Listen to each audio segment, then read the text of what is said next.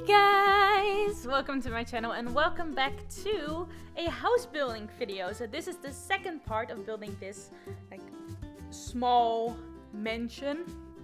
Like on the smaller side. It's still a big house, but it's on the smaller side for a mansion. So in the last part I did the entire outside and now I'm working on the interior. And this house could easily probably fit like 6 Sims, but I'm building it for 1 Sim.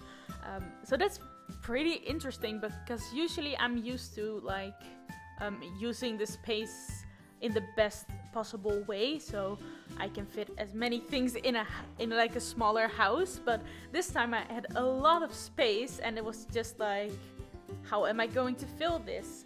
So the first thing that I did was actually make a pretty big hallway.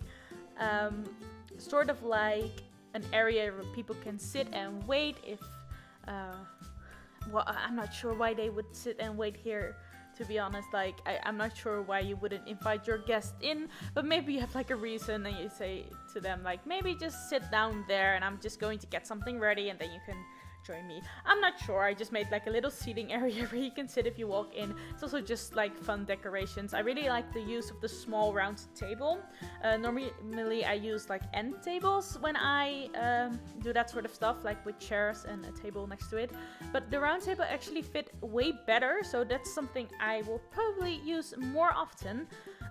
Also the color scheme of this house, I don't really have like one particular, but in the hallway it's blue and red, as you can see, but the rest of the house is pretty pink. Lots of pink colors. So if you would like to use this house for more Sims, you could probably make the hallway a lot smaller and then make the kitchen and the what's it called, living room, like half as small as I made it. You'll see in like a second. So you can fit like maybe like 2 bedrooms and a bathroom downstairs, and you could probably fit like another 2 bedrooms upstairs. And I'm guessing that you have some Sims that sleep in the same bed.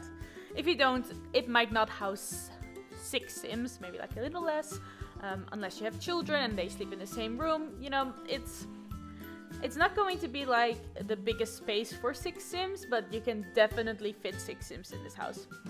So when I just started building houses, I only used ceiling lights, but recently I've been sort of experimenting.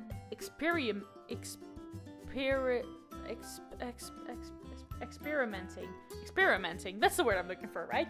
Yeah, with different lights, not just using ceiling lights, but also like wall lights and standing lights and things like that. And I mean, for like light purposes, it's kind of, as you can see, when I just put in that one ceiling light, it lighted up the entire room, and there's like 2 wall lamps on the wall and they did absolutely nothing. So ceiling lights are the best way to actually light up a room, but wall lights can actually be a really good decoration piece. So I'm working on using more wall lights and standing lights and like bedside table lights. I'm not sure what they are all called, but other versions than just the ceiling light. And also something I've been doing, which I sort of learned from watching Hetsy's videos. She makes amazing builds, so if you're not watching her yet, I'm not sure why you aren't. You should totally check her out. I don't know, just like a recommendation. I don't really know her, but from watching her video, sorry, I just buttoned up my shirt a little higher because it's cold. So if you heard that, that's what that sound was.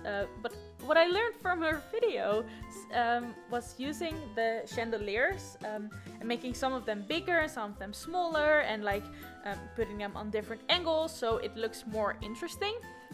I did that upstairs. You saw me do that a little while back, and I also did that with the lights you can see right now in the screen. And as you can see, I'm finishing up the hallway with a painting on the wall, a bookcase, and then a little table which holds some pretty strange like art pieces, I guess. Somehow I decided to go with a chicken theme. I'm not sure why I did that, but I thought it looked pretty interesting. And this Sim that lives here is pretty weird too, so I can see her having like weird chicken art in her hallway. And the rest of the house will probably all be pretty pink. So if you don't like the color pink, I'm sorry, I love the color pink. But anyway, it will be lots of pink, but it also looks very old-fashioned. At least that's what I was going for. This house is pretty much cute, innocent, and old-fashioned. That's what I went for. That's why I just put in the old stove sort of thing. I did put in a modern fridge because I don't like the old fridge because it just doesn't really fit. It's just a little too small. And then I started working with these like wall pieces for the kitchen. I never really did that. I recently found out that they exist and have different categories and all of that. I never used them, and I think they make such a difference in a kitchen because they're so cute and they fill up a lot of space and just makes the entire thing look more details. I think the first time that I actually used those pieces like properly was in the up house that I did. So if I remember, I will put a link in the description and an eye in the corner. It'll probably only be in the description, but I really like building that house. I think I did a really good job. I wanted to say good job, but I said cute job. It's also really cute, but I'm not sure what that means. So anyway, I'm building this kitchen. I originally put in those bar stools, but I think I removed them at some point. And I also put in a stone wall. And now I am doing the walls for the other side of this house. So as you can see, lots of pink. I decided to go with a different pink for the downstairs area than the upstairs, but I did go with a lot of pink. So one of the things I still struggle with when building houses is making a smooth transition from one wallpaper to another. Sometimes it creates like a really harsh line, like as you can see right now. It actually created a pretty harsh line, and I sort of tried to hide it, but it doesn't really work every single time. So if you do know how to deal with that, if you have like a really good system or you have some tips and tricks for me, please let me know in the comments. I know I'm not the best builder in the world. So I am looking for lots of ways to improve every single day to make better videos and also just, you know, make different stuff, make new stuff. So after this, I actually changed the chairs around and I made them look more pink. I also made the table white, give it more of like a cute feel. And what I did now, I really like this. And I'm not sure if it works in the game. I'm pretty sure it doesn't. But I like the way it looked, but I removed it because I wasn't sure if the Sims would actually be able to eat at the table with those things behind it. And at the time I thought it was a bit too much, but looking back on it, I'm really sad that I actually removed that because I really liked the way that looked. It was such a different thing to have. I mean, it's not like out of the ordinary. I know that. I mean, we do have that too, like a what's it called, like closet sort of thing behind the table where we have glasses and just things we don't use every single day. And it has like glass windows so you can actually see everything being displayed, and it looks pretty cool. And that's what I was sort of going for with that. But I'm really sad that I removed it because it looks so good. So yeah, maybe I'll rebuild this house one day and I will actually keep that in. As you can see, I also worked on the garden for a little bit because I got some ideas for things that were missing and that I would like to add. I was going for a like brown sort of style, but I thought it looked, I mean, it wasn't like the cute style I was going for. It looked it did have like the old-fashioned sort of look, but I wanted to go for more pink colors, so I actually changed it to these like princess couches and lots more pink and lots of fun colors that I really like. Flowers everywhere. And that's sort of the theme of this entire house that I was going for, and I think it worked out really well. I also put in a little study area.